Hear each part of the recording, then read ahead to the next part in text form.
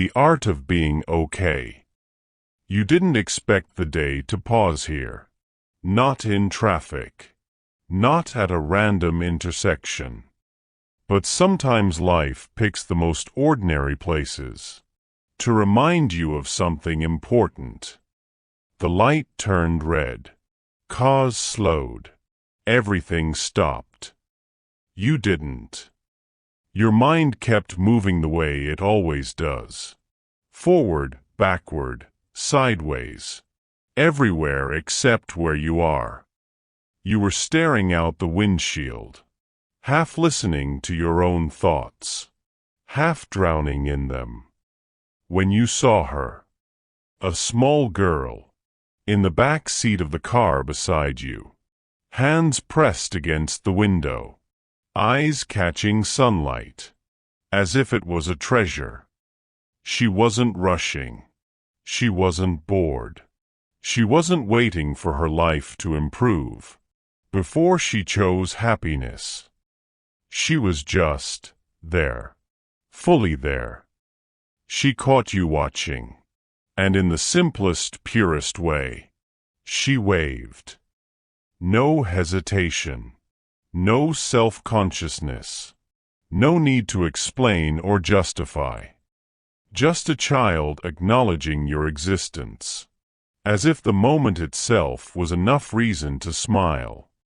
You waved back, but something inside you lingered.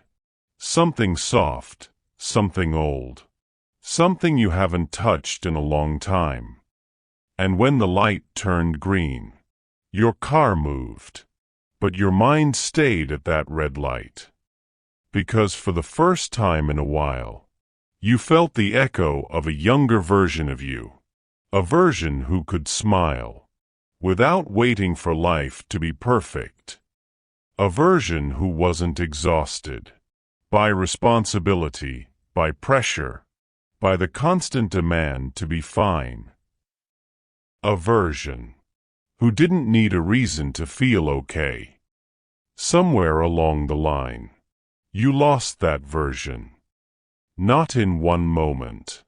Not through one heartbreak. One disappointment. One failure. No, you lost yourself in small ways.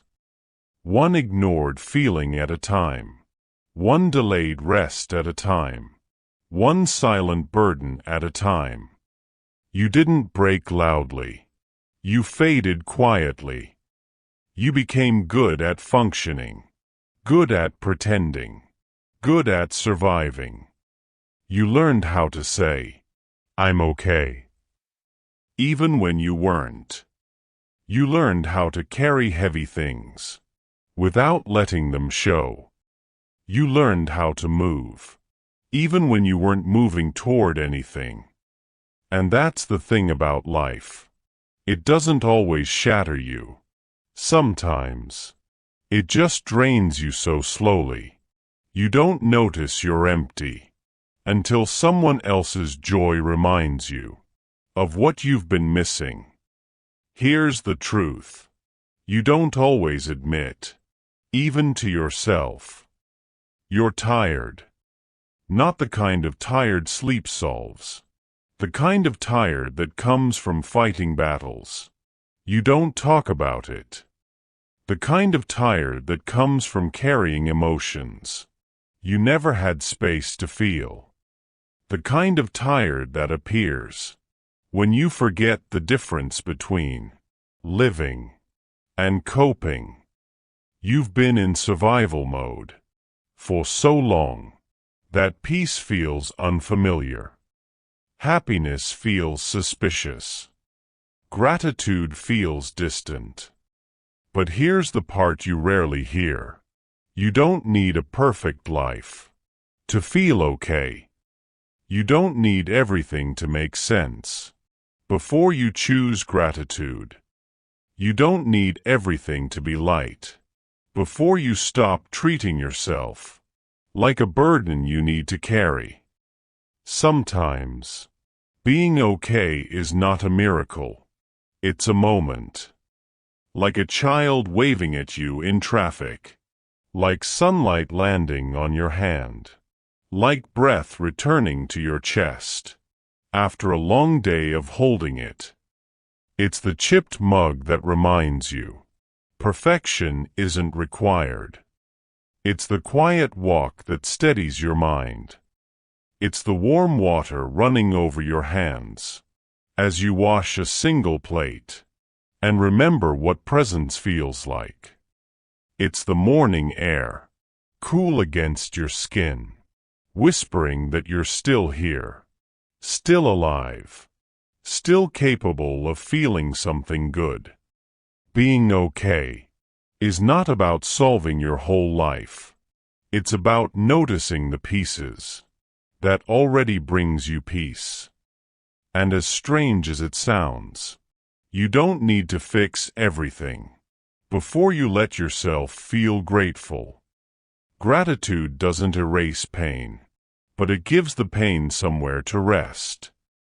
Peace doesn't end your struggles, but it makes your struggles gentler to carry. Happiness doesn't need a reason, but it needs permission. Permission from you. Not tomorrow, not later, not when you finally feel ready, but here, now, in this imperfect moment. That is still somehow enough. This audiobook is not about chasing joy or forcing positivity. It's about remembering what you already have. It's about noticing what you stopped seeing. It's about returning to the part of you that knows how to feel alive in the smallest moments. So breathe. Sit with me. Slow down. This is not a lesson. This is a homecoming. A return to the art, the quiet, powerful art of simply being okay. Chapter 1. The Weight You Didn't Notice. You didn't plan to slow down that day. You were on your way somewhere. Not late, not early. Just moving the way life taught you to move. Automatically. But something made you stop walking. An old man was sitting alone on a wooden bench, outside a quiet little shop. Nothing unusual about him. A simple shirt, slow posture. Hands folded in his lap. Except for one thing. He was turning a broken wristwatch slowly between his fingers. You wouldn't have noticed him if life hadn't finally asked you to pause. You walked past him, then somehow found yourself turning back. Not out of curiosity, out of recognition, out of the quiet sense that this moment was holding something you were meant to hear. He noticed you looking, smiled gently. You nodded toward the watch, and he said, with a voice soft as old paper, "It stopped ticking years ago, but I still wear it." You asked him why, not rudely, just genuinely unsure. He lifted the watch, held it in the sunlight, and whispered, "Because even when time stops, life doesn't." He wasn't trying to be poetic. He wasn't performing wisdom. He was simply living it. And for some reason, that small sentence felt heavier than the watch in his hand. Because it made you wonder, when did everything start feeling so heavy? Not dramatically heavy, not crisis heavy, just the quiet heaviness of carrying more than you admit. The kind you learn to hide so well that even you forget it's there. There are weights you lift and know, and there are weights you carry and forget. And this chapter, this moment, is about the second kind. The weight you didn't notice. The weight of constantly holding yourself together. You've been strong for so long that it doesn't even feel like strength anymore. It feels normal, automatic, expected. But holding yourself together isn't the same as being okay. And somewhere inside, you know that. You've known it for a while. Life didn't ask you to be invincible, but you learned to be anyway. Not because you wanted to, but because the alternative didn't feel safe. And so you became the person who does not fall apart, even when falling apart might have saved you. The weight of unspoken emotions. There are feelings you swallowed because there was no place to put them. You told yourself, it doesn't matter. I'll handle it. I don't want to be a problem. You weren't protecting others. You were protecting yourself from being misunderstood. But emotions don't disappear just because you silence them. They settle. They thicken. They gather weight. You've carried the weight of things you never said because you didn't want to be too much. Or worse, you feared being not enough. The weight of pretending you're fine. You've mastered the smile, the laugh, the don't worry, I'm good. You use them the way some people use umbrellas, to keep the storm from showing. But pretending has a cost. A quiet one. A slow one. It's the cost of being unseen. Because you've taught everyone to only look at your strength. No one asks what you're carrying, because you carry it so well. But weight does not become lighter, because you learned how to hold it. The weight of comparison you didn't choose. You don't wake up wanting to compare your life to others. But the world keeps handing you mirrors that don't show you your own reflection, only someone else's. Their progress, their timing, their happiness, their milestones. And you feel behind, in a race you were never supposed to run. Comparison creates invisible heaviness, the kind that makes your own life feel smaller than it is. The kind that makes gratitude difficult, because everything feels like it could be more. But more is a moving target, and chasing it is one of the heaviest things a human can do. The weight of never being fully present. You live in your head more than your life. You're revisiting yesterday, or rehearsing tomorrow, or imagining every version of a future that may or may not happen. You've forgotten how it feels to just be here, to occupy one moment fully.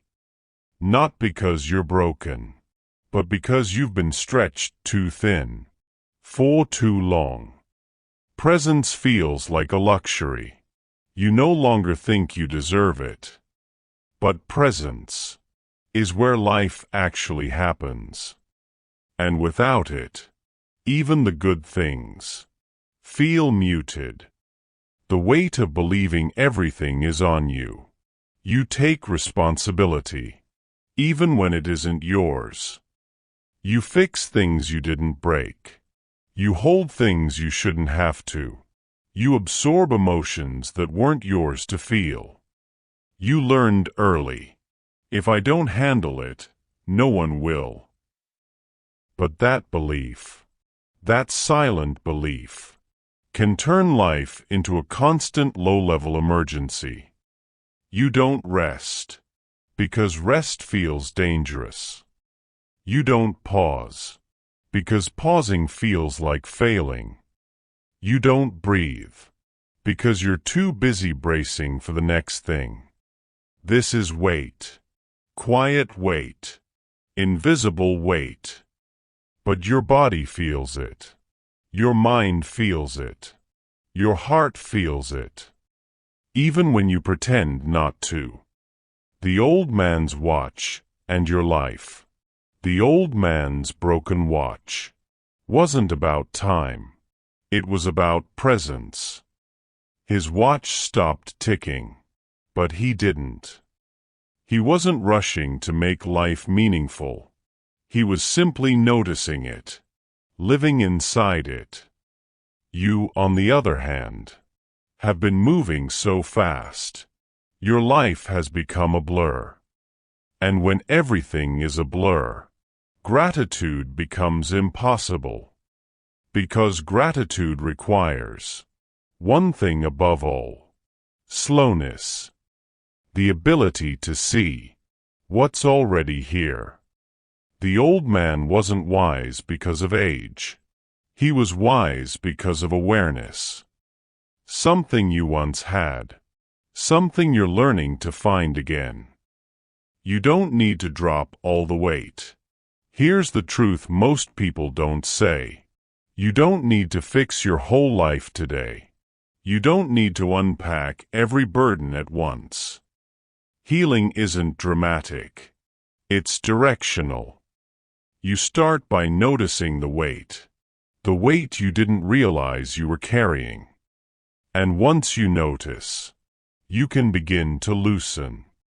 The tight shoulders, the held breath, the clenched jaw, the pressure in your chest. You thought it was normal. None of that is just how you are.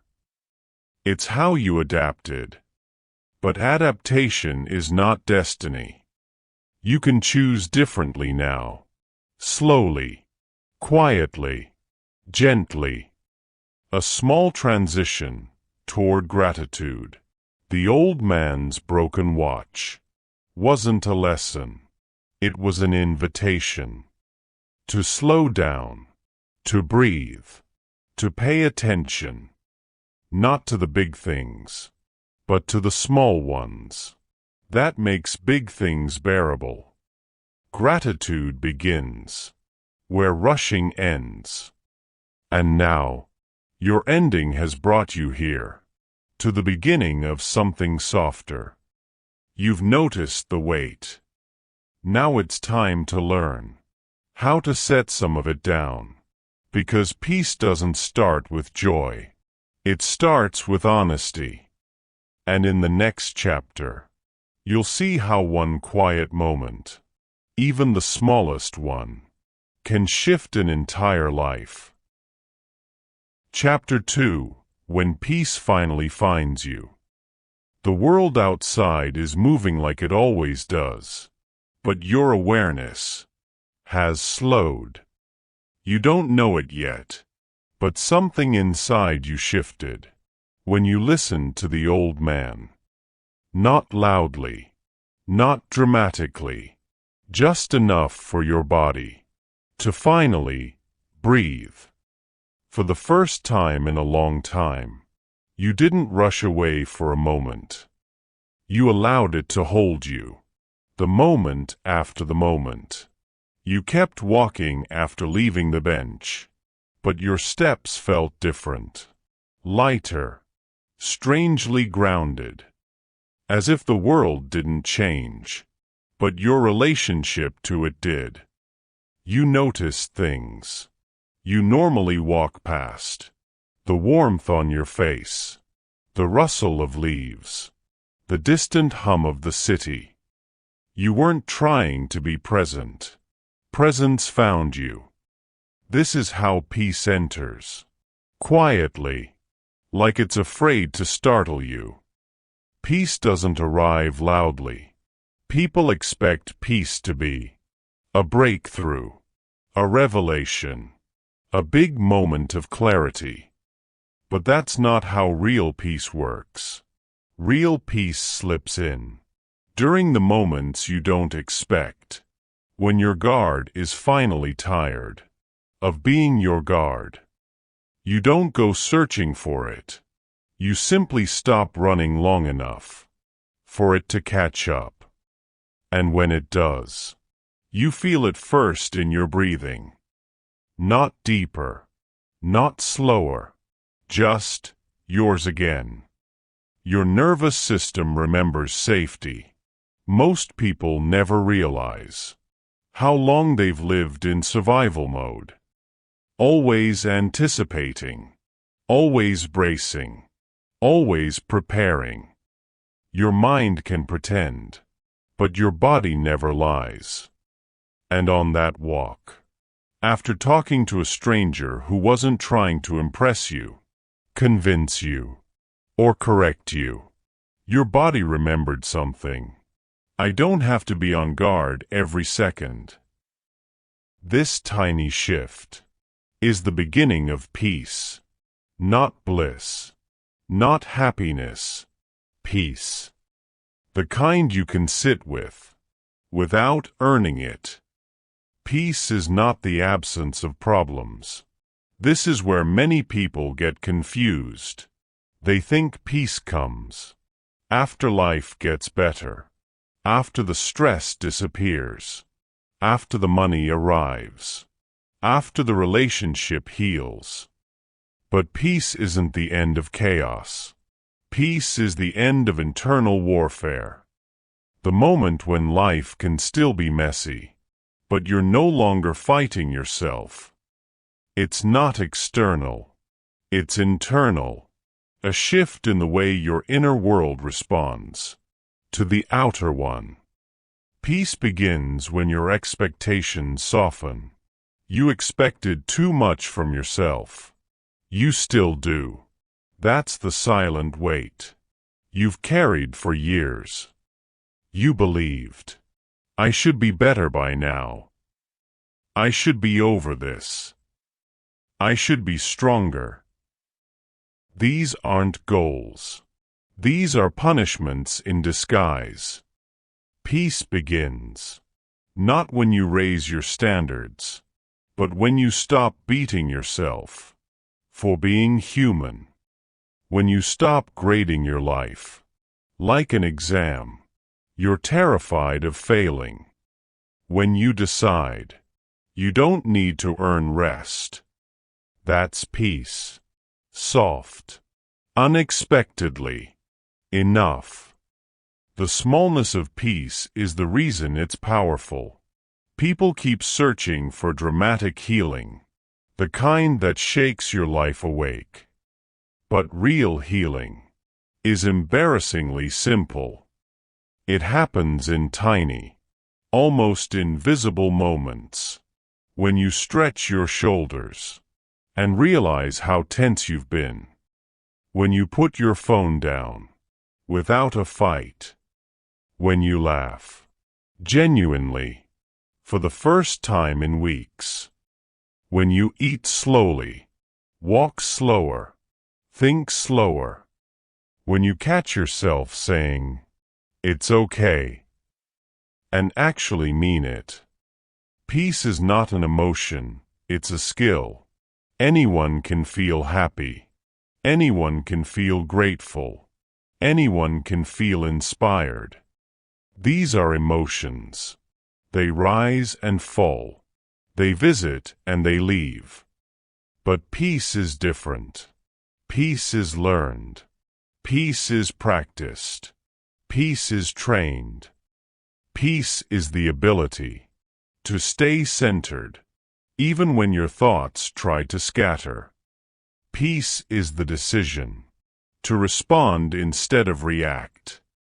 Peace is the quiet confidence that you will survive your own emotions, that no matter what happens, you will return to yourself. The beginning of gratitude. You didn't know it then, but that moment with the old man wasn't just about time. It was about awareness. And awareness is the seed of gratitude. Gratitude does not grow in fast minds or rushing hearts. Gratitude appears when your mind becomes spacious enough to notice what has always been yours. Gratitude is not positive thinking. It's accurate seeing. When you're finally slow enough to see the things you used to walk past, the softness in someone's voice, the way sunlight touches a window, the comfort of your own breathing. Gratitude isn't an emotion. It's a recognition. This is the moment peace enters your life.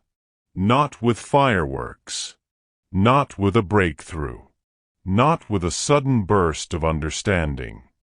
But with a question. What if I don't have to live this fast anymore? Maybe you don't. Maybe you never did. Maybe the world convinced you that a meaningful life must be loud. But the truth is that meaning is born in quiet places. And when you slow down, even slightly, you can finally hear your life, instead of just surviving it. Peace enters when you make space for it. You did that today, without even trying. Peace has touched you. Now it's time to explore what happens next. In Chapter 3, you'll discover the moment gratitude stops being a thought and becomes a way of living. Because peace opens the door, but gratitude is what walks you through it. Chapter 3, when gratitude finally touches you. The next morning, you woke up the same way you usually do, with your mind already running ahead of your body. But something was different. Not dramatic. Just noticeable. Like the emotional equivalent of sunlight. Finding your room before you open the curtains. You sat up, rubbed your eyes, and reached for your phone. Out of habit, not desire. But for the first time in months, you paused. Not because you forced yourself to, but because something felt worth noticing. The coffee you almost missed. You walked into the kitchen, still half asleep, still carrying yesterday somewhere inside you. But then, halfway through filling the kettle, you stopped. Your hand hovered in the air, your body frozen without warning. Because suddenly, for no clear reason, you were overwhelmed by the smell of the coffee grounds on the counter. Not the coffee itself, not the caffeine, not the morning routine, just the smell. It hit you like a memory you never lived. This moment is allowed to be enough. You stood there, in your own kitchen, barefoot, hair messy, world imperfect, and you felt something you haven't felt in a long time. Thankfulness. Pure, quiet, undesigned. Not for a big achievement. Not for a miracle. Not for something new. Just for being here. For the kettle, for the morning light, for your own breath, for your own existence. It was so simple. It almost embarrassed you. How could something so small make your chest feel so full? But that's how gratitude arrives. Not with trumpets, but with truth. Gratitude never shows up loudly. People think gratitude is dramatic, a spiritual awakening, a sudden enlightenment, a grand emotional experience. But real gratitude is embarrassingly quiet. It enters slowly, slipping through the cracks, between your expectations and your exhaustion. Gratitude does not arrive because life becomes perfect. It arrives when you finally become present. And presence is exactly what touched you. The moment you smelled that coffee, you didn't practice gratitude. You didn't journal it. You didn't force it. You didn't chase it. Gratitude found you, the moment you stood still long enough to be found. The first real realization: you've been missing your life. You leaned against the counter and let the feeling settle. And in that quiet, you realized something heavy. You have been moving so fast. That life has been happening around you, not with you. You've been living inside your head, inside your fears, inside your deadlines, inside your expectations. You forgot to live inside your life. This is what gratitude exposes. Not how blessed you are, but how blind you've been. And instead of guilt, it gives you grace. Gratitude doesn't fix your life, it fixes your focus. You didn't suddenly become happier. Your stress didn't disappear. Your responsibilities didn't shrink. But something inside you shifted. A reorganization. A quiet rearrangement of priorities. Because gratitude doesn't change your circumstances. It changes the lens you view them through. Your challenges are still there. Your questions are still there. Your uncertainty is still there. But fear no longer sits in the front row. Peace does. Presence does. Awareness does. You are no longer drowning. You are finally floating. Gratitude is not positive thinking, it's accurate seeing.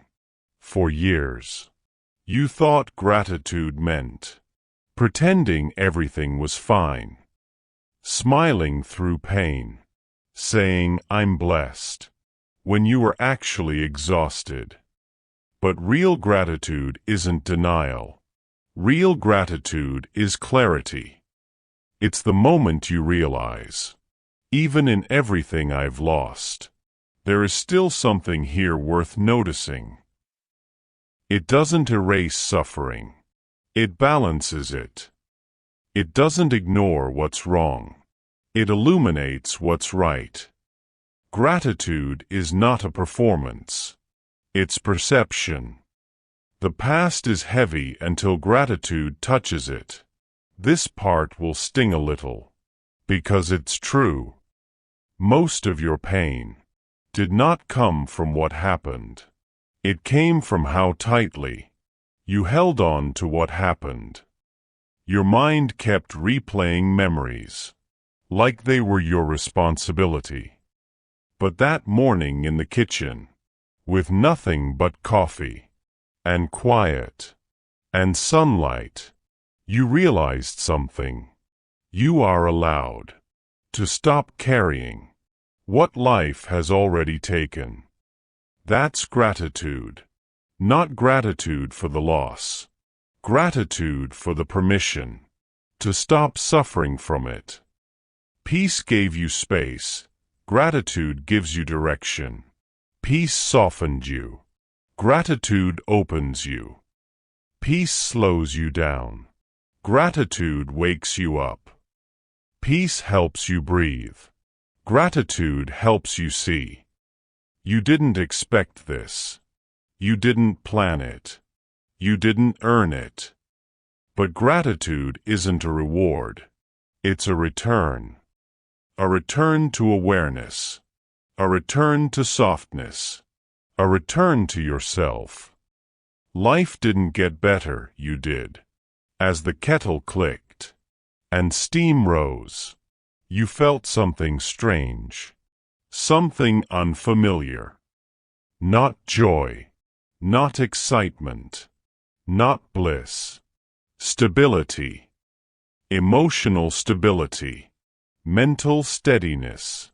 The kind of inner quiet that doesn't depend on the circumstances. You didn't become grateful.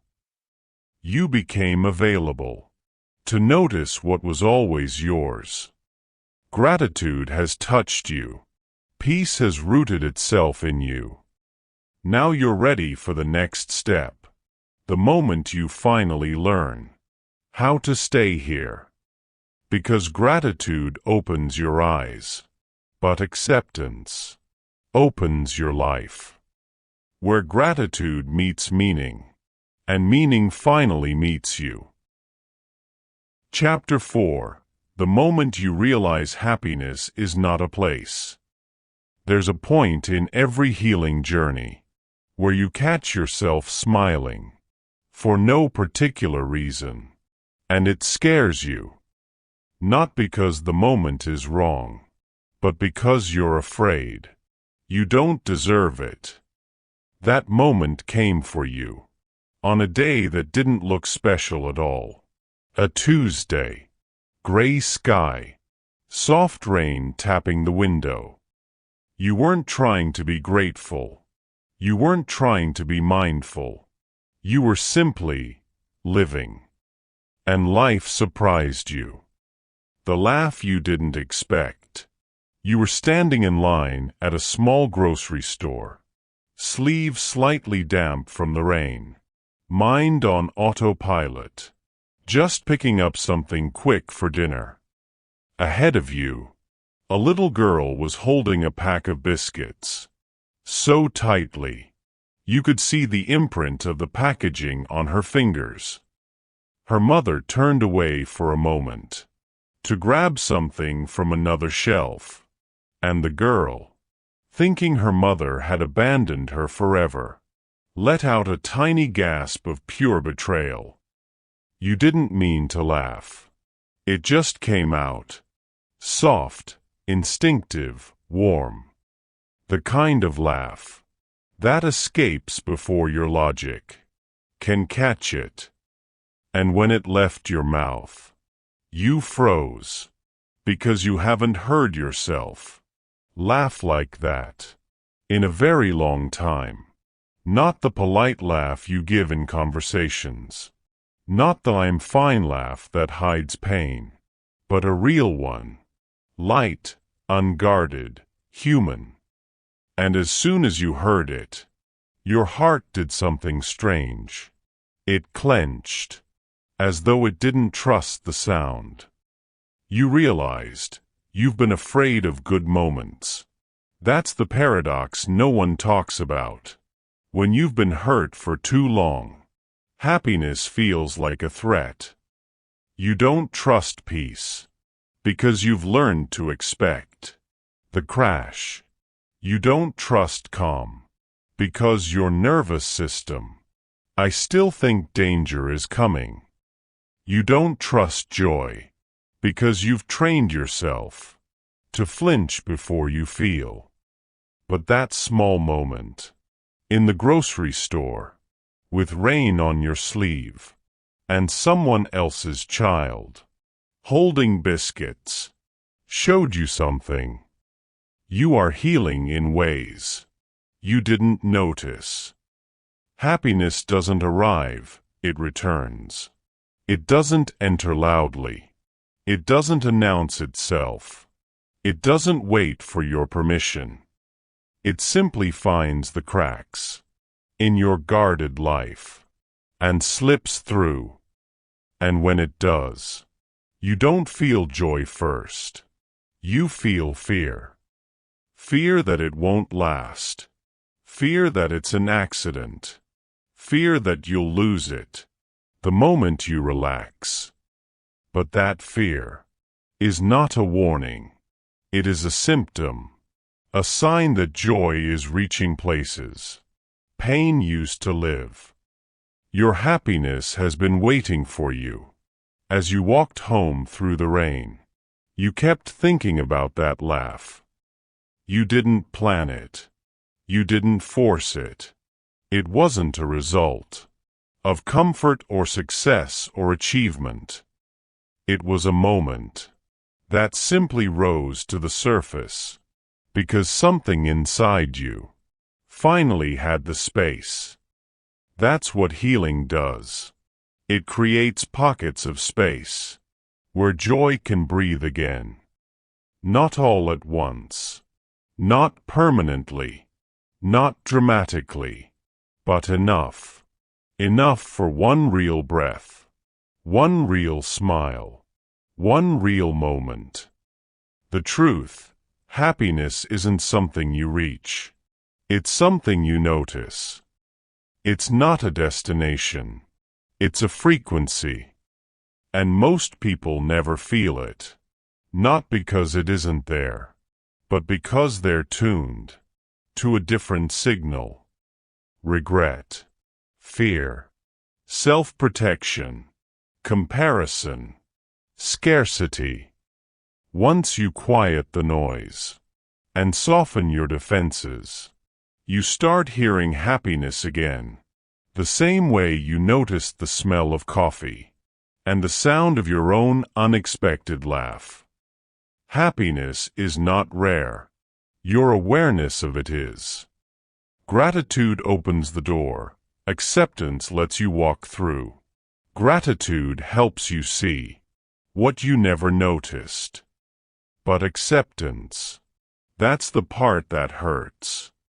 Acceptance means letting yourself feel joy, even when you're afraid of losing it.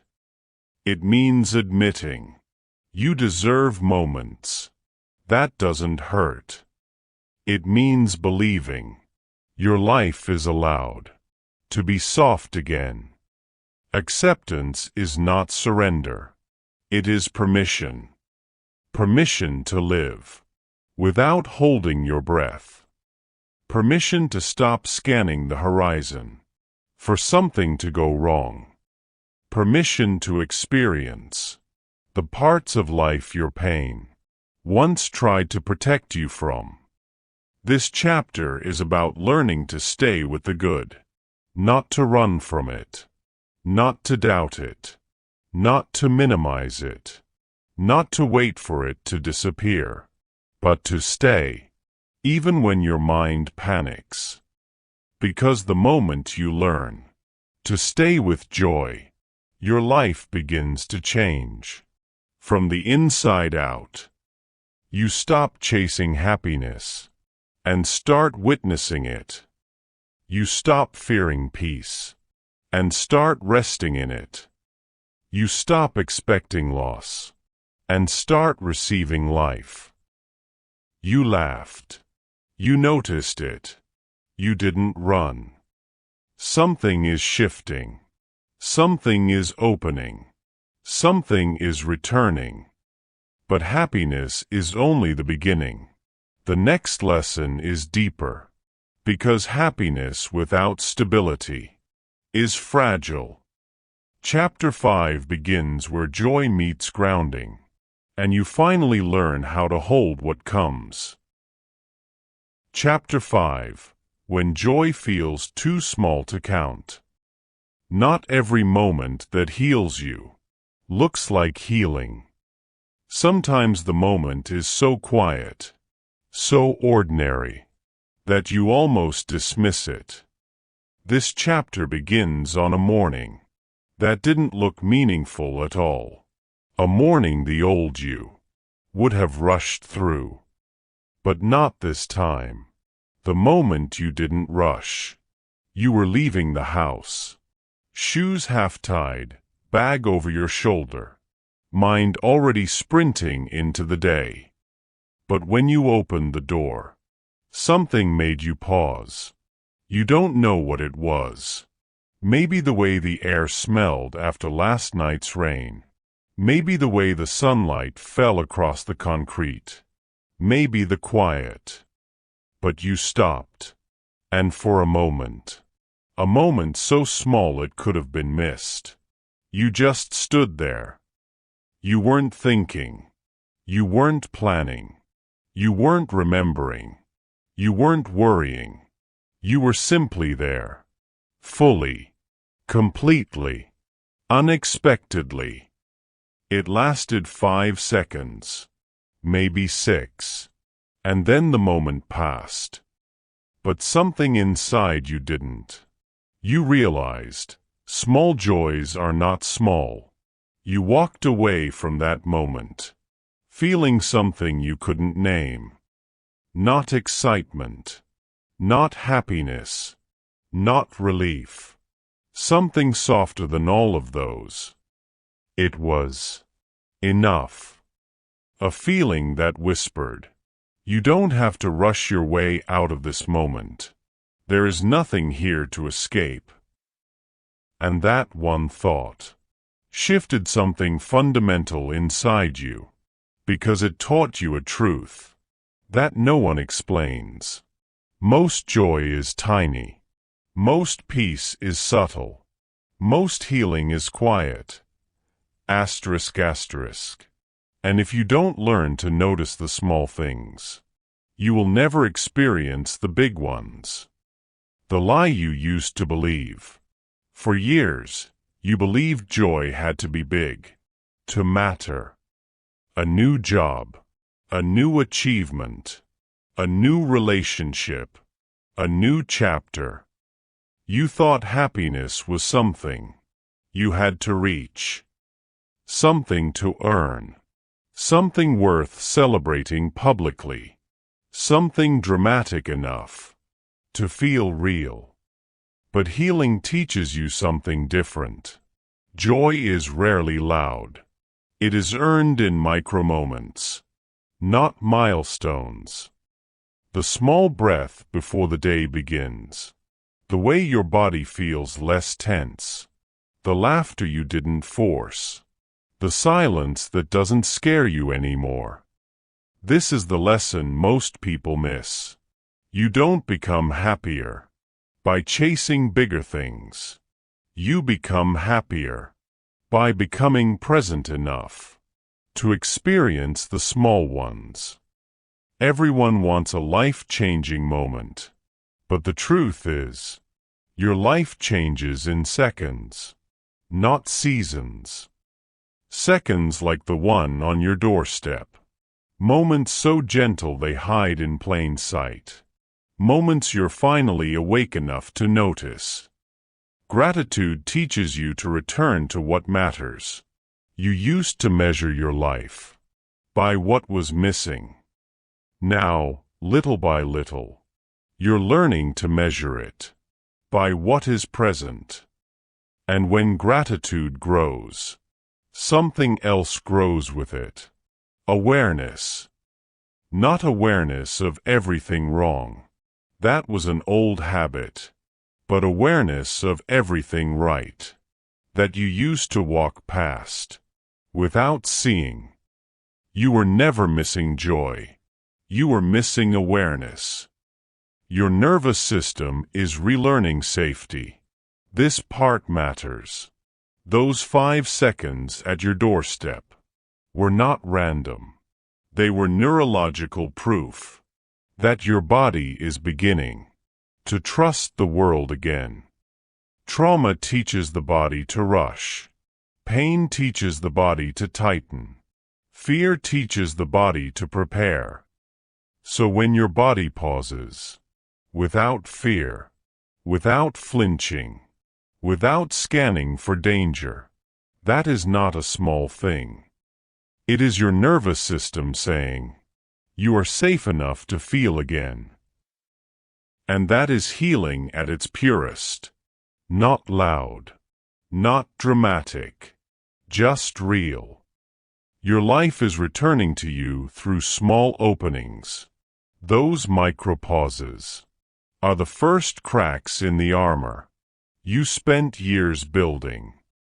Not to destroy you, but to protect you. Now the armor is loosening. Not because you stopped being strong, but because you stopped needing to be.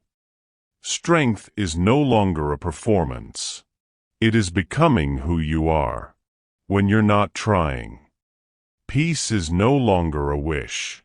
It is becoming a practice. Joy is no longer a stranger. It is becoming a visitor. This chapter is about learning to hold the little joys. Not dismiss them. Don't overlook them. Not explain them away. Not rush past them. To hold them. Because every big transformation is built from small recognitions. Every breakthrough is built on tiny moments of presence. Every new life is built from 5 seconds that changed you, if you allow them to.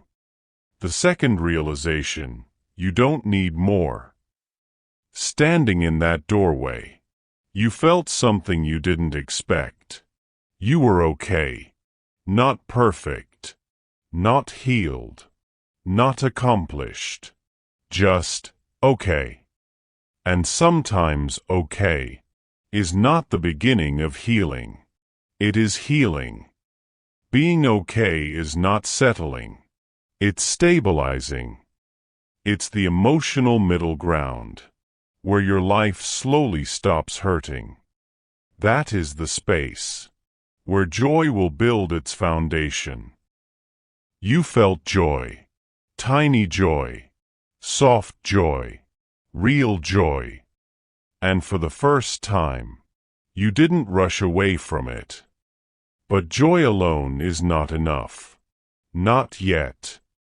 Chapter 6 begins with the next lesson.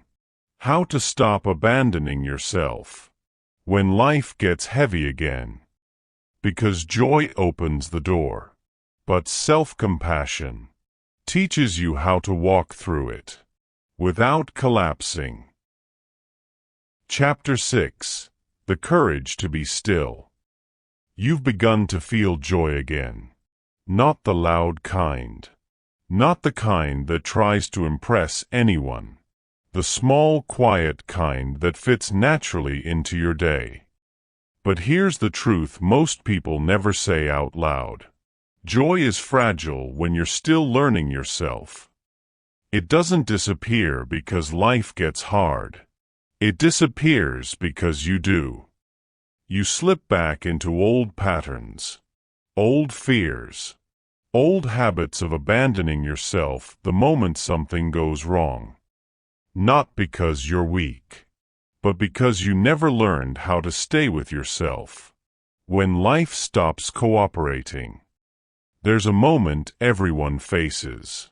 A moment where the world pushes you a little too far, and the instinct is to run back into who you used to be. For you, that moment happened on a day that should have been simple. The day you turned against yourself. You were having a decent morning. Not perfect. Not stressful. Just okay. A normal, steady day. But then, one message, one comment, one unexpected task knocked your mood off balance. Nothing dramatic. Nothing catastrophic. Just enough pressure to make your chest tighten again. And instantly, without thinking, you slipped back into that old pattern. The one where you make everything your fault. You said something harsh to yourself. A sentence you've repeated for years. So familiar it almost felt comforting. You didn't say it out loud. You didn't need to. Your body heard it. Your heart heard it. Your mind obeyed it. And just like that, the small joy you felt earlier went quiet. Not gone. Just intimidated. You didn't lose your happiness. You silenced it. The real problem, you're too hard on yourself. No one taught you how to handle minor setbacks. No one taught you what to do when your emotions shift unexpectedly. So your mind became your own battlefield. The second something goes wrong, you blame yourself. You talk down to yourself. You punish yourself. Not because you want to, because it's familiar. Self-criticism becomes a home for people who never had one. But here's the truth you've forgotten. You don't need protection from yourself. You need partnership with yourself. You have never learned to stay with yourself. Most people think healing is about becoming happier. It's not. Healing is about becoming loyal to yourself. When the old you tries to come back. It's about noticing the moment you start spiraling and choosing not to participate in your own destruction. It's about becoming someone you can trust. You've walked away from friendships. You've walked away from opportunities. You've walked away from people who hurt you. But the hardest walk is walking away from the version of you who keeps hurting your peace. The lesson: self-compassion is not softness, it's alignment. You survived without kindness for so long. That kindness feels suspicious. You survived without gentleness. That gentleness feels unrealistic. You survived without support. That supporting yourself feels unearned. But self-compassion is not weakness. Self-compassion is stability. It's the emotional equivalent of standing beside yourself instead of against yourself. It's saying, I'm struggling right now, but I don't deserve to be abandoned by myself. The shift: you stopped apologizing for feeling. You realized something recently, something subtle, but life-changing. You realized you don't need to apologize for having emotions. You're allowed to have off days. You're allowed to pause. You're allowed to be overwhelmed. You're allowed to need a moment. You're allowed to feel. The world may not always understand you, but you can. And when you understand yourself, you stop fighting your humanity. You begin to meet yourself where you are, not where you think you're supposed to be. The internal turning point.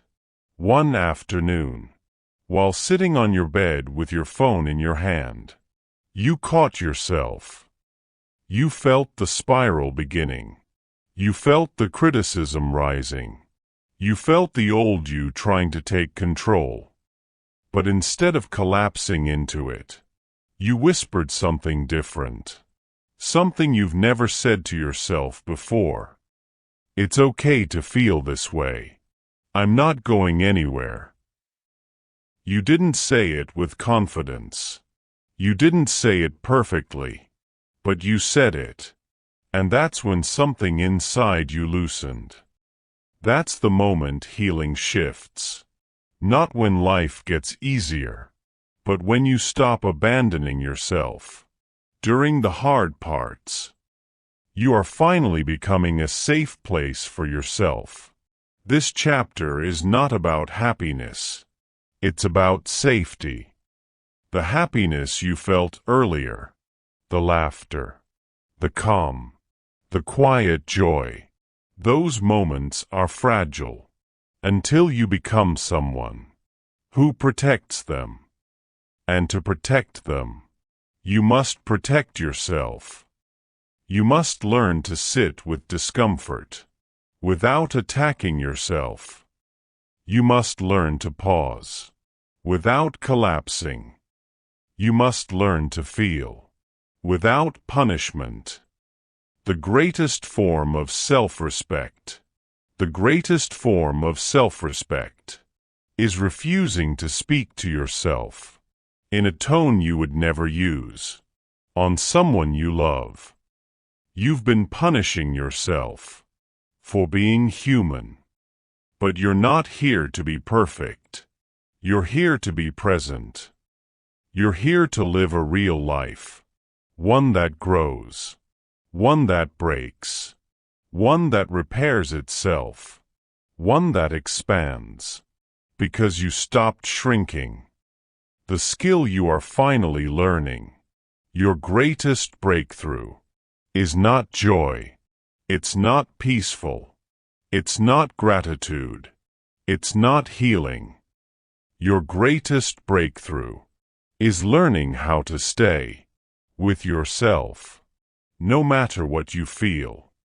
When you stay, you grow. When you stay, you stabilize. When you stay, you stop losing yourself to temporary moments. Your emotions don't need control.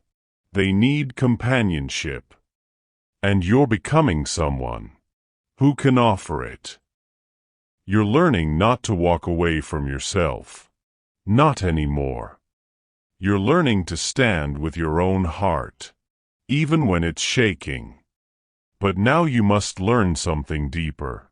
How to protect your peace from the people, habits, and environments that drains it.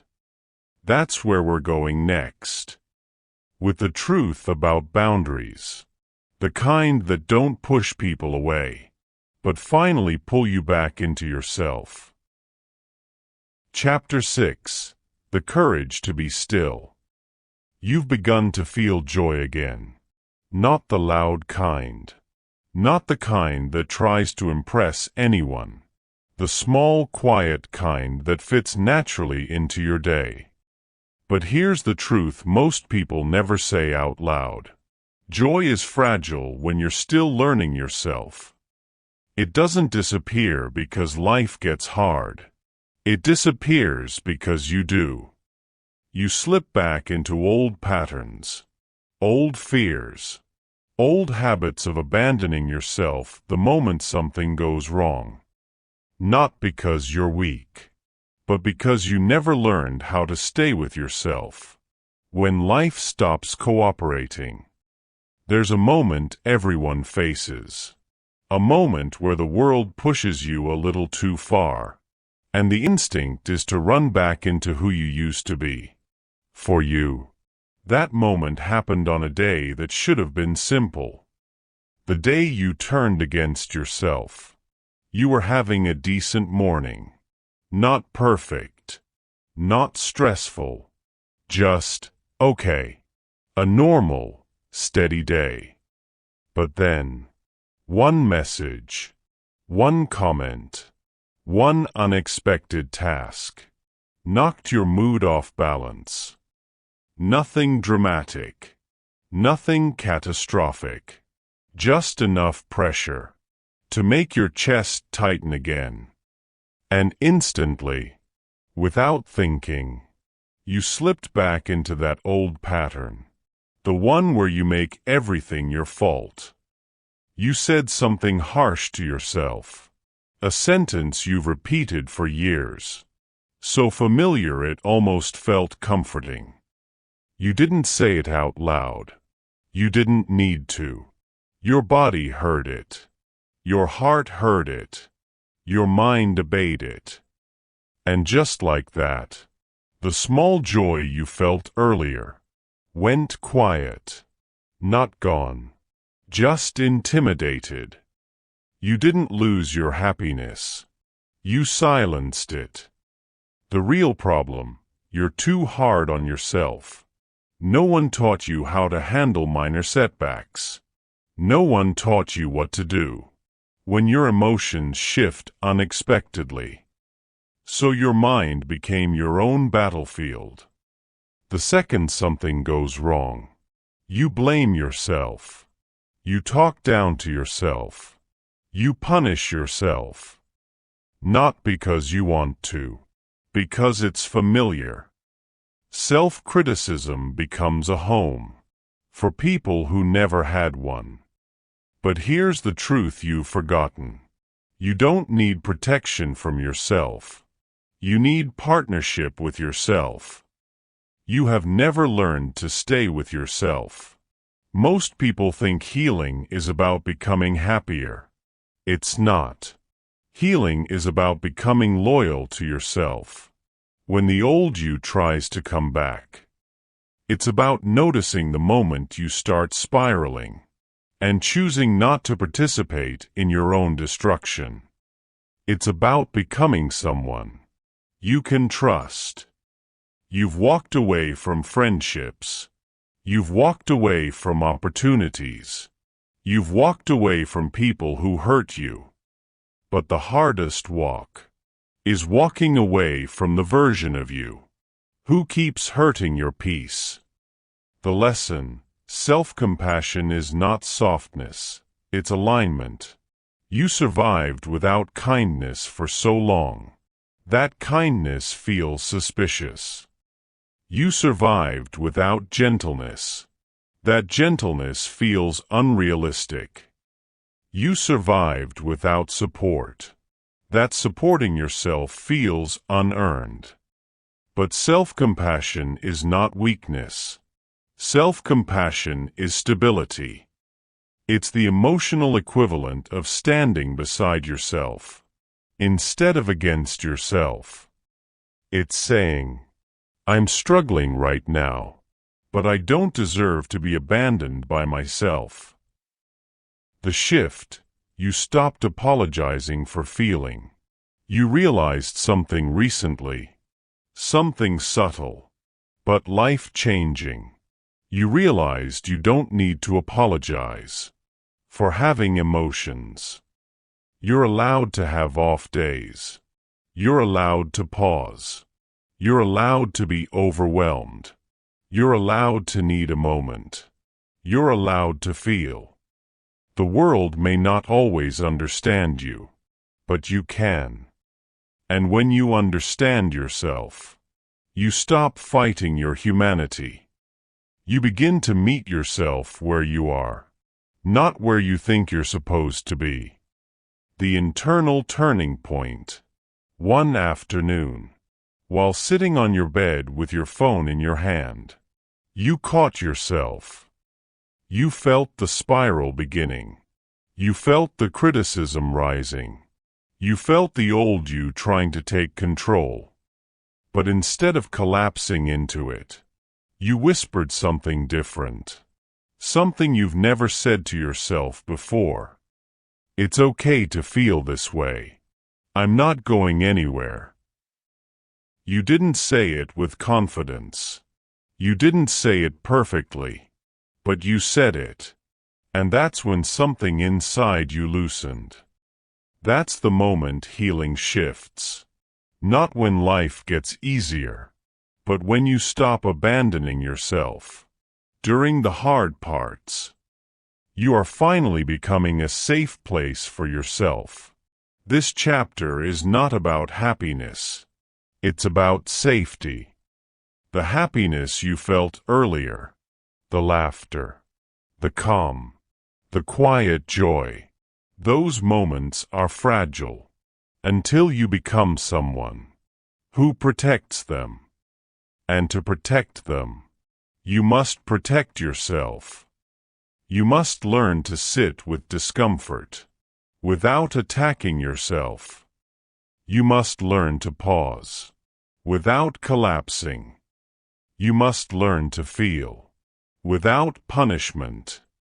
The greatest form of self-respect, the greatest form of self-respect is refusing to speak to yourself in a tone you would never use on someone you love. You've been punishing yourself for being human. But you're not here to be perfect.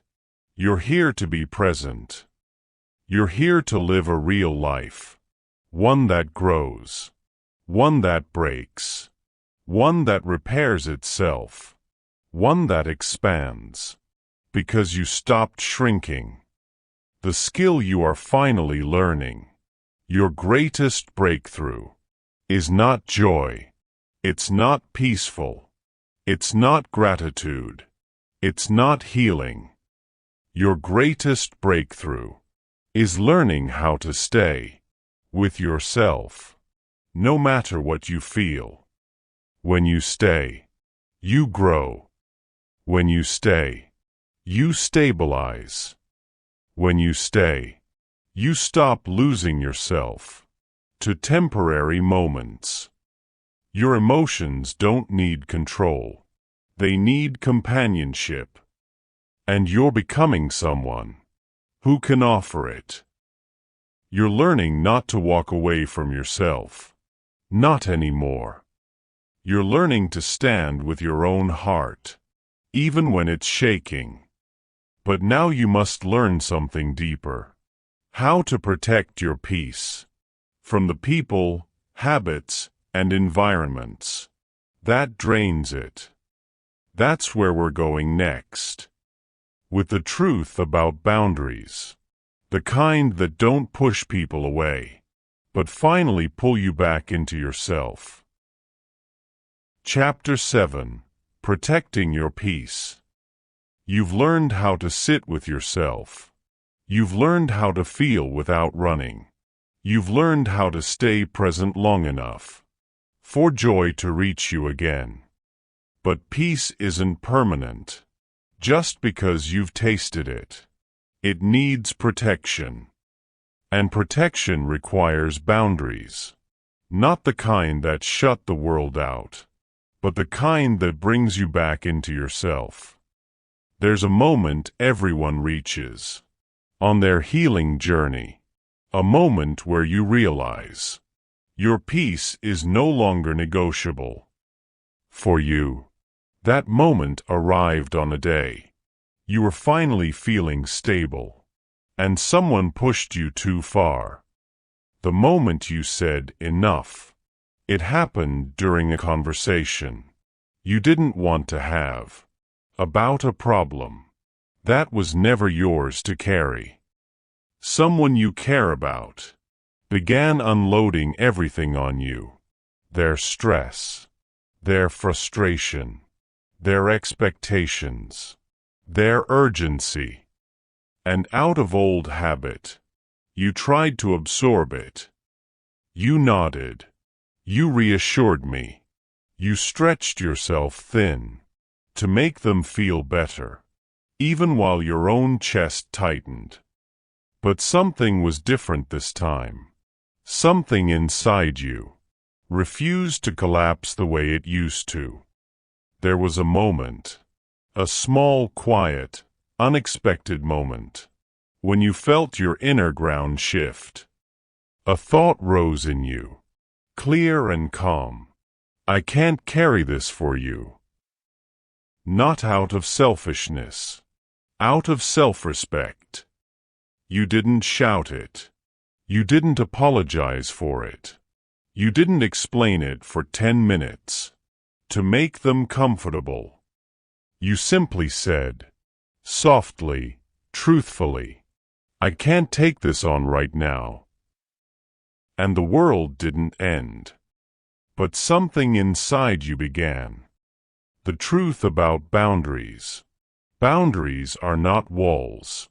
Walls keep everything out. Boundaries keep you in. Boundaries are not anger. They are clarity. Boundaries are not punishment. They are protection. Protection from what? From the habits you built when you didn't know you deserved peace. Protection from the people who trained you to carry more than a single human being should. Protection from the old version of you that said yes to everything because you were afraid of what would happen if you didn't. You were never taught how to say no. Growing up, you learned how to help, how to listen, how to fix it, how to soften your own needs, so others wouldn't feel discomfort. You learned to shrink, to make room for everyone else. But you never learned how to protect yourself from emotional overload. You never learned that your energy is a limited resource, and people will use it as long as you let them. You never learned that no is a full sentence. Not rude, not cold, not dramatic, just necessary. The real purpose of boundaries. Boundaries are not about control. They are about containment. Containment of your energy. Containment of your peace. containment of your emotional stability. A life without boundaries is a life without center. You become whatever the world needs you to be, and nothing that you need. But when you begin protecting your peace, something powerful happens. You stop volunteering for your own exhaustion. The shift you didn't expect. The first time you set a boundary, it felt unnatural. You felt guilty. You felt selfish. You felt unsure. But the second time, you felt steadier, more grounded, less apologetic. And one day, you'll surprise yourself. You'll say no with confidence, with softness, with certainty. Not because you're hardening, but because you're finally listening to the parts of you that used to whisper and now speak clearly. Boundaries aren't something you learn once. They are something you practice. Peace makes you picky. As you heal, you become selective, not out of arrogance, but out of alignment. You stop giving unlimited access to people who drain you. You stop explaining yourself to people who refuse to understand. You stop lowering your standards for the sake of connection. You stop sacrificing your mental health just to feel useful. You stop saying yes to requests that treat your time like it has no weight. Peace makes you picky, because once you taste calm, chaos feels expensive. The most honest realization. Here is the truth most people avoid. Your peace is your responsibility. Not your friends. Not your partners. Not your families. Not your bosses. Not your past. Yours. And only yours. If you don't protect it, no one will. People love the version of you that gives endlessly, but they rarely love the version that protects itself. That's why boundaries feel lonely at first, because you're meeting a version of yourself you've never stood beside before. Self-protection is not selfishness. You are allowed to rest. You are allowed to decline. You are allowed to walk away. You are allowed to change your mind. You are allowed to choose peace over pressure. You are allowed to choose yourself without apology. You are allowed to keep your energy for the life you are building, not the life you are escaping. This is not selfish. This is maturity. You become a protector of your own peace. As you walked home that day, after setting your boundary, you felt something new, something steady, something grounded. It wasn't pride. It wasn't a relief. It was something deeper. Self-loyalty. For the first time in a long time, you didn't abandon yourself to make someone else comfortable. And your peace felt proud of you, like a part of you whispered, finally. You're not losing people. You are losing habits. You're not pushing the world away. You are finally letting yourself in. But boundaries alone are not enough. Not yet. The next lesson is deeper, more emotional, more honest. Chapter 8 begins with the truth about the weight you still carry from promises you broke to yourself. Chapter 8. When gratitude becomes strength. Strength doesn't always arrive loudly. Sometimes it walks in softly, disguised as acceptance. Gratitude is that kind of strength. Not the polite version. Not the forced be thankful people throw around when they don't know what else to say. I'm talking about the gratitude that grows in the bones. The kind that comes after you've lived enough life to know what truly matters and what never did.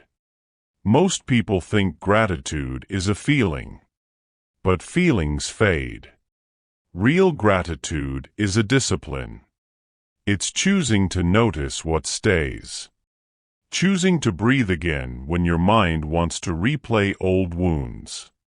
Choosing to stop fighting what already happened. Gratitude becomes strength the moment it stops being decoration and starts becoming direction. It's not thank you for everything. It's thank you for what shaped me. Even when it was not gentle. You've lived through things that should have broken you. Yet here you are still finding reasons to stay alive. That is strength. Even if no one claps for it. There comes a point in your journey where gratitude stops being about what you have and become who you are becoming. It shifts from I'm thankful this happened to I'm thankful I survived it, learned from it, and refused to let it turn me bitter. That shift? That's maturity. When gratitude becomes strength, you stop chasing what you lack. You start building with what's already in your hands. And suddenly, life feels less like a hunger and more like a home. The hidden power of perspective. You've been conditioned to believe that happiness is built on achievement. That peace arrives only after you conquer everything. But gratitude flips that story. It reveals that half of your suffering came not from life, but from expectation. Gratitude removes the pressure. It says, "This is enough. I am enough. This moment carries value." And when you internalize that, you stop fighting life like it's your enemy. You begin noticing small mercies. The breath that didn't have to come but did. The friend who stayed. The strength you didn't know you had 3 years ago. Gratitude sharpens your vision. It helps you see blessings that are sitting right beside you, while you were too busy chasing the next thing to notice. Gratitude doesn't mean ignoring pain. You don't need to pretend your life has been easy, or that every wound made sense. Gratitude isn't denial. It's a reinterpretation. It's saying, "This hurt me, but it didn't end me. This should have destroyed me, but it built something in me instead." Gratitude becomes strength when you stop rewriting the past and start reclaiming it.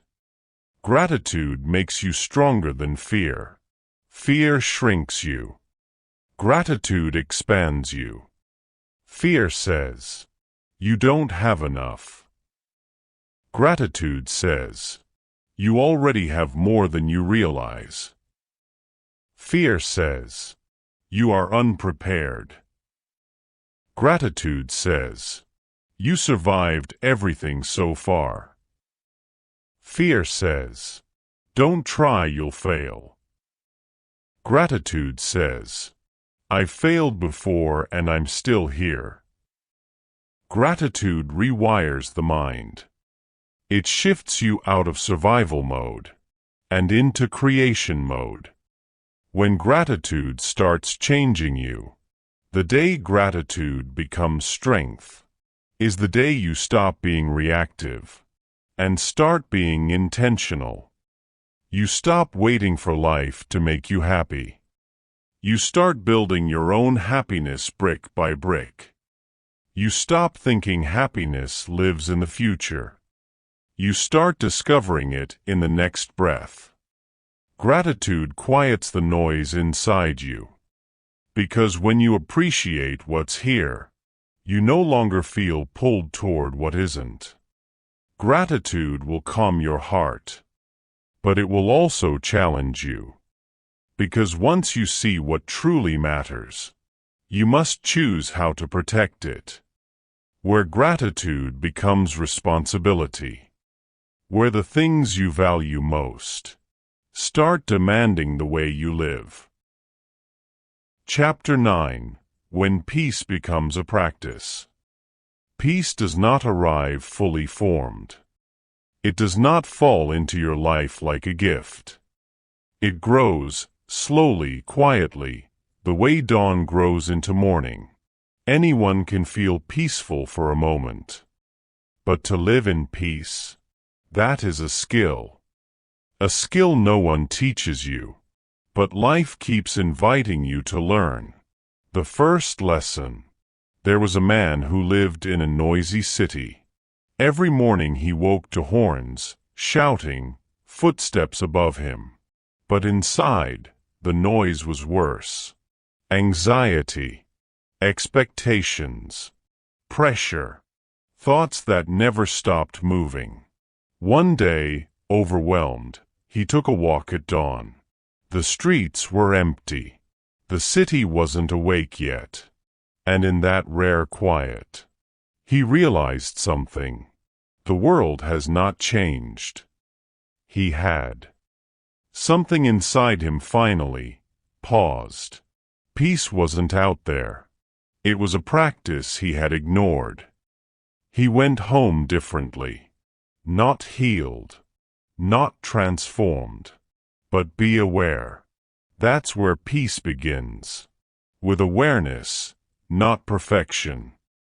The misunderstanding about peace.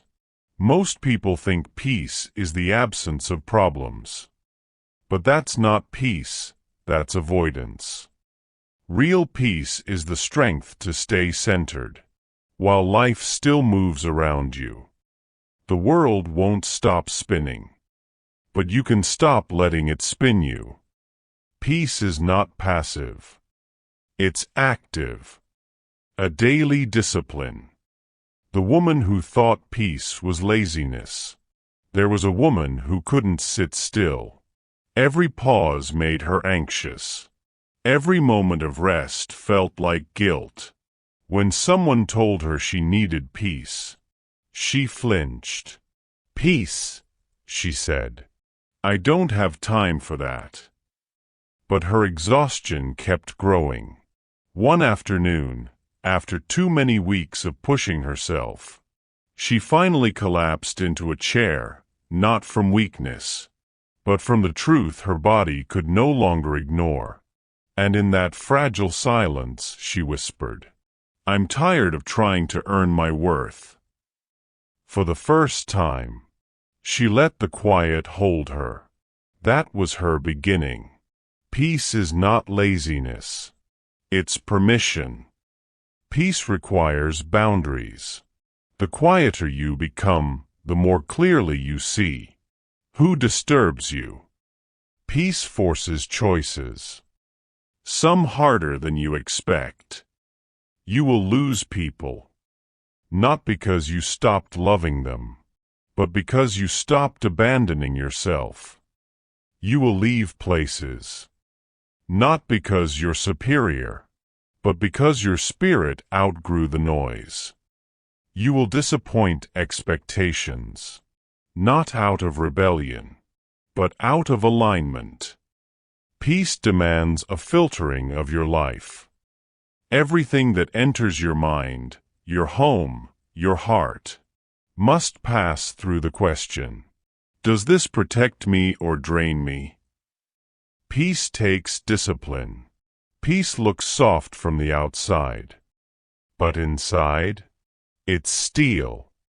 It takes discipline to not overreact. Discipline to pause when your emotions want to sprint. Discipline to let someone misunderstand you, and not rush to fix it. Discipline to allow life to unfold, without forcing it to obey your expectations. Peace grows in the space between stimulus and reaction. That small pause where you choose what kind of person you're becoming. The argument that changed nothing. A young couple fought constantly. One evening, during another heated argument, the man suddenly stopped responding midway. His partner shouted, "What, you don't care now?" He whispered, "I care, but reacting won't fix this. Let me think before I answer." That moment changed their entire relationship, not because he was right, but because he chose response over reaction. Peace doesn't always solve the moment, but it changes the direction. Peace changes how you live. When peace becomes your practice, you stop needing the world to behave before you breathe. Someone disappoints you? You see the lesson, not the collapse. Plans shift? You adapt, not spiral. Life gets heavy? You slow down, not break down. Peace gives you options you never had when you lived reactively. You stop rushing. You stop clinging. You stop forcing. You begin living by intention, not impulse. Peace is a daily choice. Some days you'll feel grounded. Other days your mind will run wild. That's normal. Peace is built in the ordinary moments, when no one is watching you choose better. Choosing not to argue. Choosing to breathe. Choosing to walk away. Choosing to stay present. Peace is a muscle, and every small choice is a rep. The teacher and the stone. A teacher once placed a large stone in front of his students. He said, "Lift it." They pushed, strained, failed. Then he said, "Now breathe first." They inhaled, held, lifted again. This time, the stone moved. He smiled. When the mind is calm, the body remembers its strength. Peace doesn't make life lighter.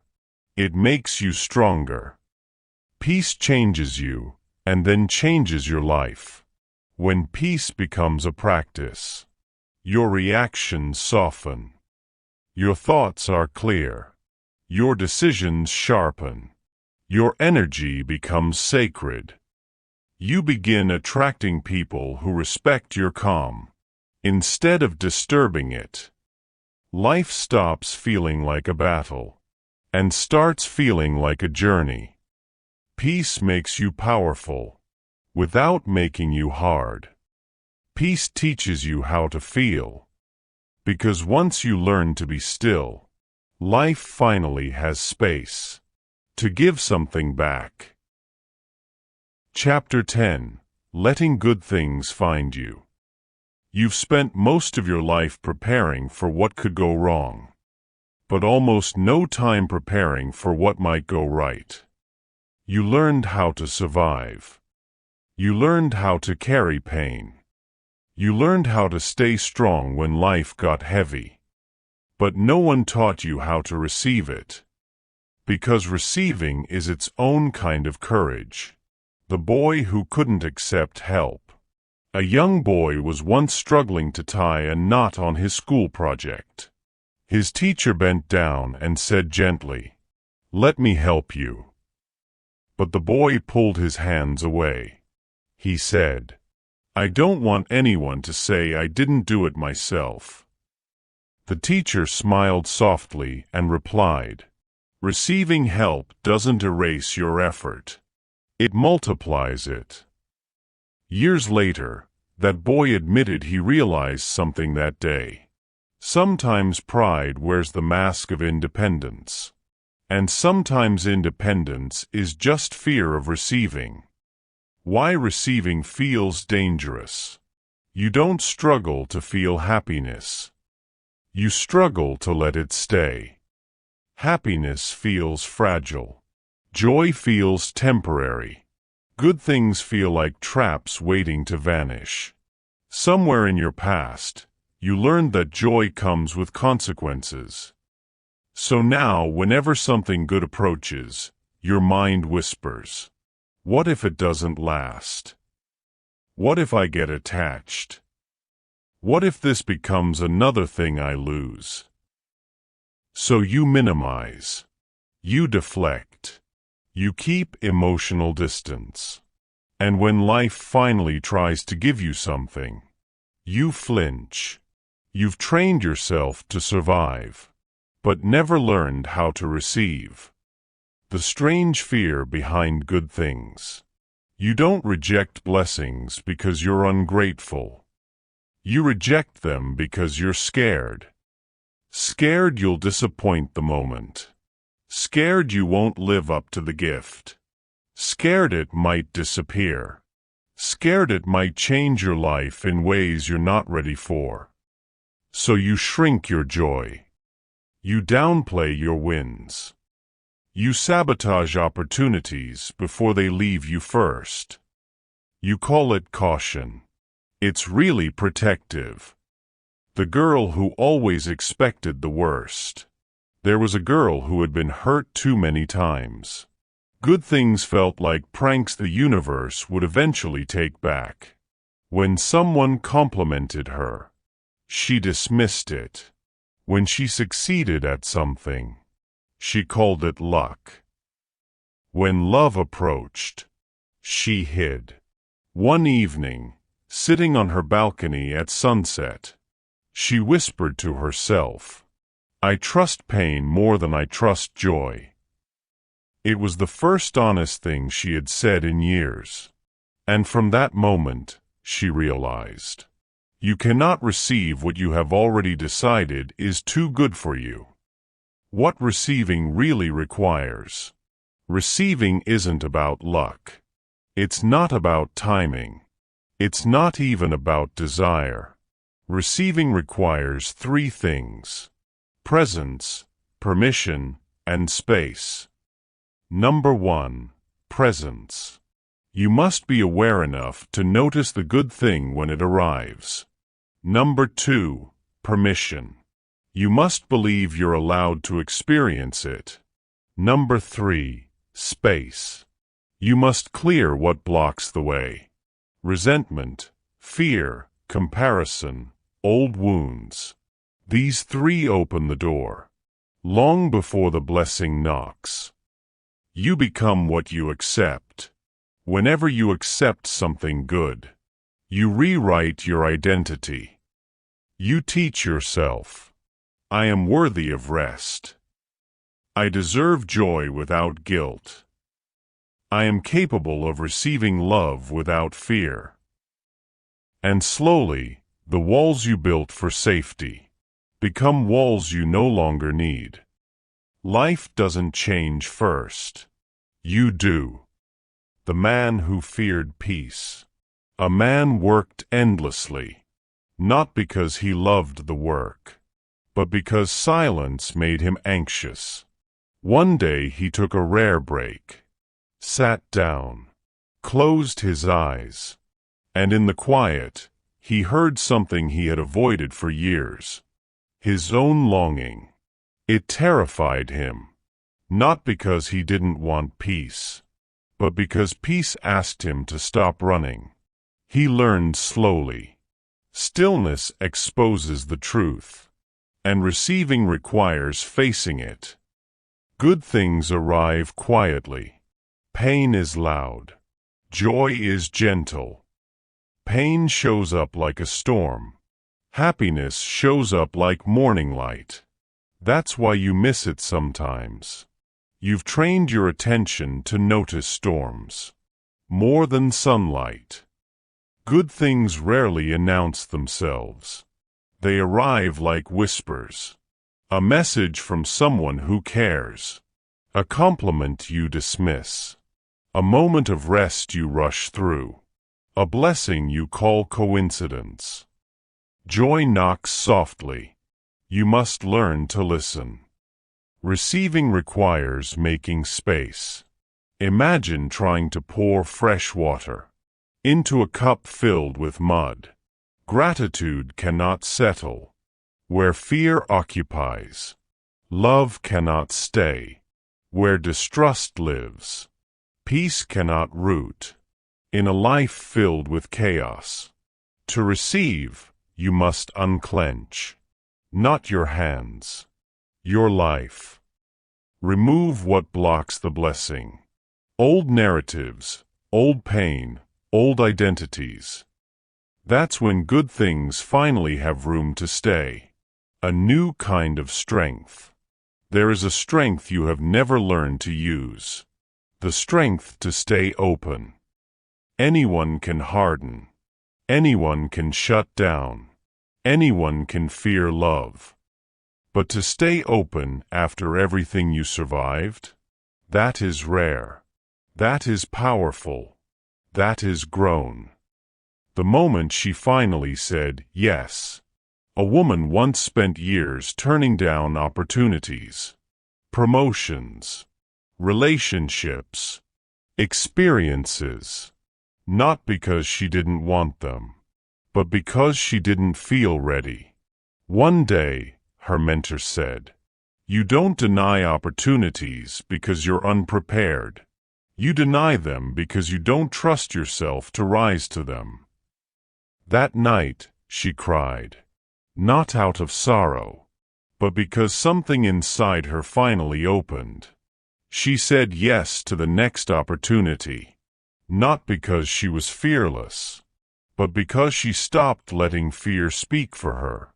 Sometimes receiving is not confidence. It's surrender.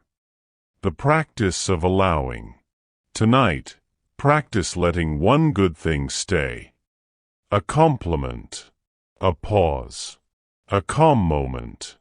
A bit of joy. Don't push it away. Don't shrink it. Don't question it. Just let it be enough, without demanding it be perfect. When you allow good things, more arrive. Abundance begins with acceptance. Not more. Not louder. Not harder. Just acceptance. Because once you let a good thing stay, your life begins to understand a new truth. I am allowed to receive. That belief is what changes your reality. That belief is what opens doors. That belief is what reshapes your future. You've learned how to let good things in. How to keep them.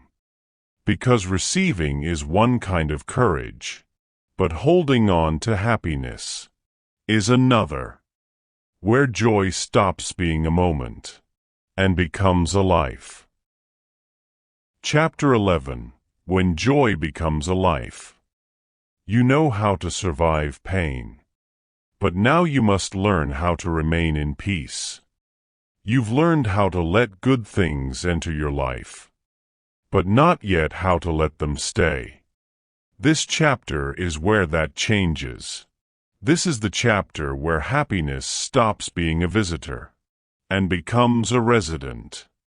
The woman who didn't know how to keep good things. A woman once received exactly what she prayed for.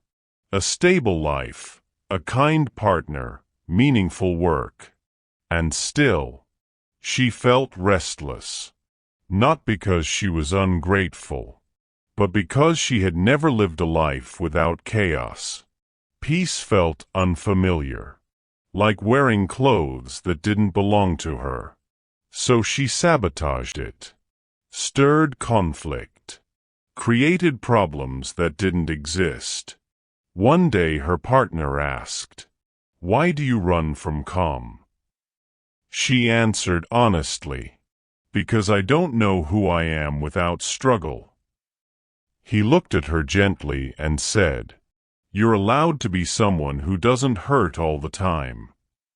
Those words changed her life. She realized, you can crave peace and still fear it deeply. and the fear doesn't leave until you learn to live in good things long enough for them to feel like home. Why holding joy feels hard? It's not because you're broken. It's not because you're weak. It's not because you don't deserve it. It's because your nervous system is trained for threat, not safe. Trained for reaction, not rest. When you've lived in emotional tension for years, peace feels suspicious. Joy feels temporary. Happiness feels like a trick. Comfort feels too good to trust. So your mind scans for danger. Even when there isn't any, your body prepares for impact. Even when life is gentle, you wait for the other shoe to drop. Even when you're barefoot. The shift from survival to living. Survival sharpens you, but it also tightens you. And holding joy requires softness. A softness you are not allowed to practice. The goal is not to stay happy. The goal is to stop rejecting life when it's finally kind. This is how you begin. Number 1. Slow down your receiving. When something good happens, don't rush past it. Pause. Notice. Let your body register the moment. Happiness grows, not through intensity, but through repetition. The more often you let joy stay, the easier your mind learns to hold it. Number 2. Give yourself permission to be okay. This might be the hardest part. Healing forces you to confront an uncomfortable truth.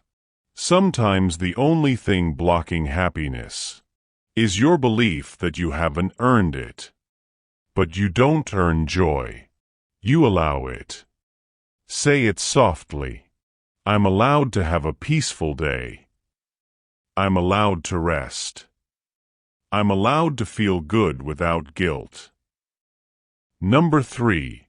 Break the habit of emotional sabotage. You know the pattern. Things go well. You get uneasy. You create conflict. You break what was working.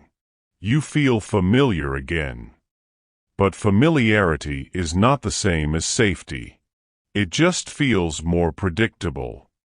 The next time you notice yourself picking a fight, withdrawing, overthinking, or expecting disaster, pause. You are not unraveling. You are adjusting. Number 4. Practice remaining instead of running. Staying is a skill. So is receiving. So is peace. Every time your mind wants to flee, don't. Staying for 10 seconds longer rewires your entire relationship with joy. The man who learned to stay. A man once said he could handle heartbreak, but happiness made him anxious. He didn't trust good things. But one day, he tried something new. Instead of running, instead of bracing, instead of assuming the worst, he stayed. He stayed present during a moment of calm, stayed connected during a soft conversation, stayed open during a moment of affection. And after weeks of practicing staying, he noticed something strange. Happiness didn't feel foreign anymore. It felt earned. It felt rooted. It felt like it belonged to him.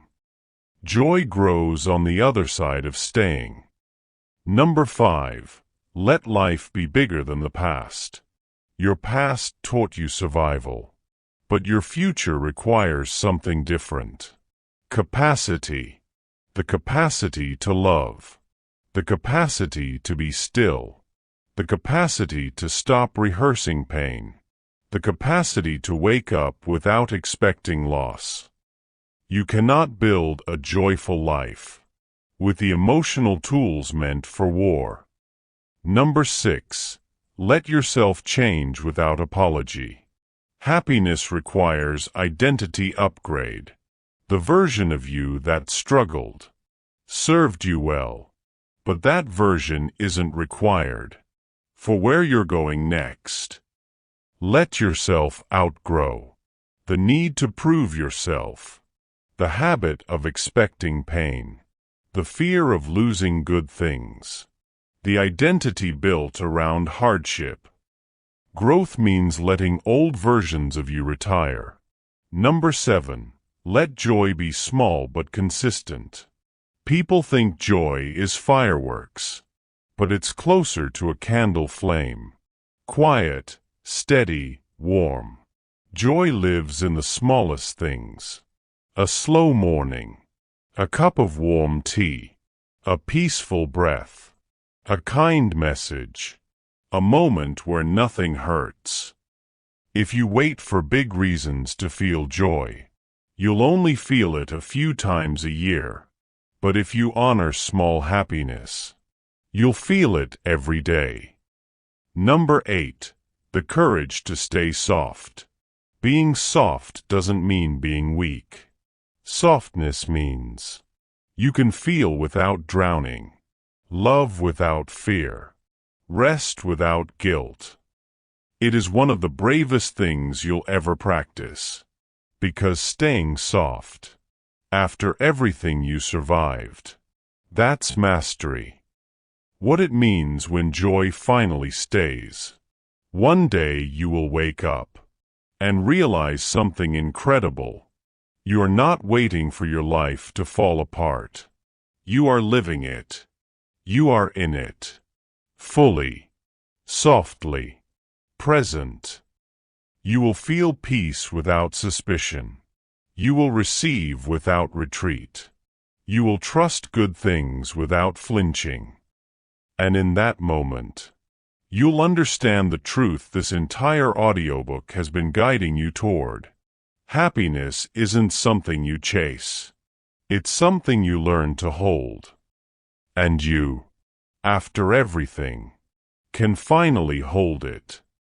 You've walked through survival, peace, gratitude, and acceptance. You've learned how to let joy in, and how to let it stay. But there is one last message you must hear. One final reminder for the days when life feels heavy again.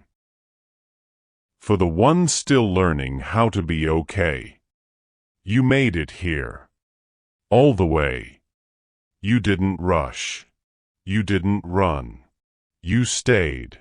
And that alone is a kind of miracle. Because most people only come to audiobooks like this when something inside them hurts. But you came here because something inside you hopes. There is a difference. A beautiful one. You've spent years fighting yourself. Maybe no one ever taught you how to hold your own happiness. Maybe no one ever showed you how to keep peace once you find it. Maybe your whole life has felt like a long list of things you needed to fix before you were allowed to breathe. But look at you now. Breathing, healing, learning, unlearning, becoming. Even if today didn't feel perfect, even if your mind wandered, even if you doubted yourself along the way, you still stayed until the end. That is not small. That is not ordinary. That is not luck. That is growth.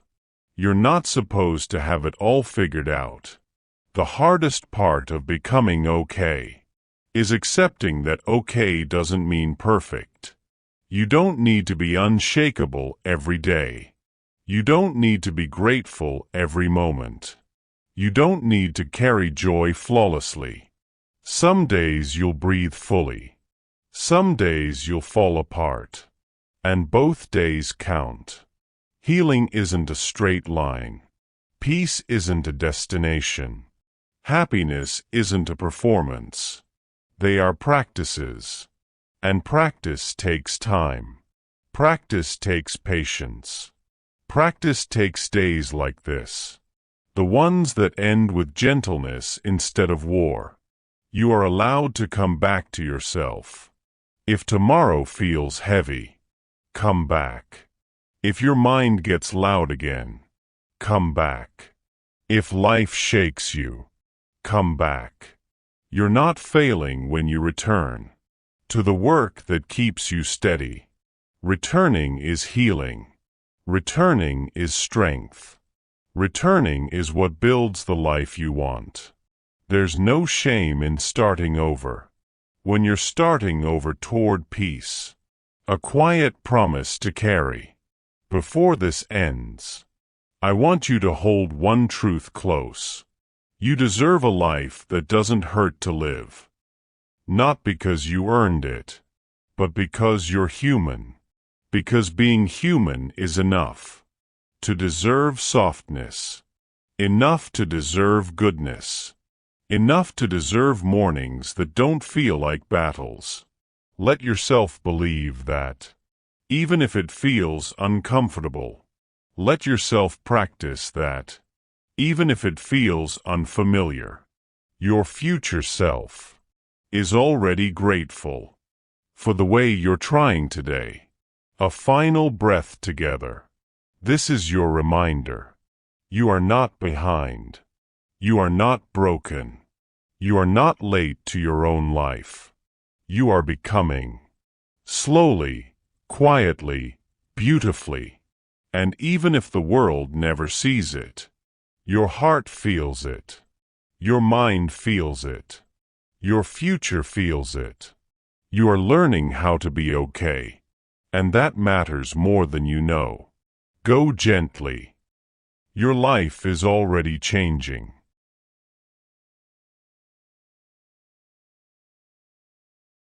If this message spoke to you, share it. Subscribe. Keep listening. This is Beyond the Noise Studio.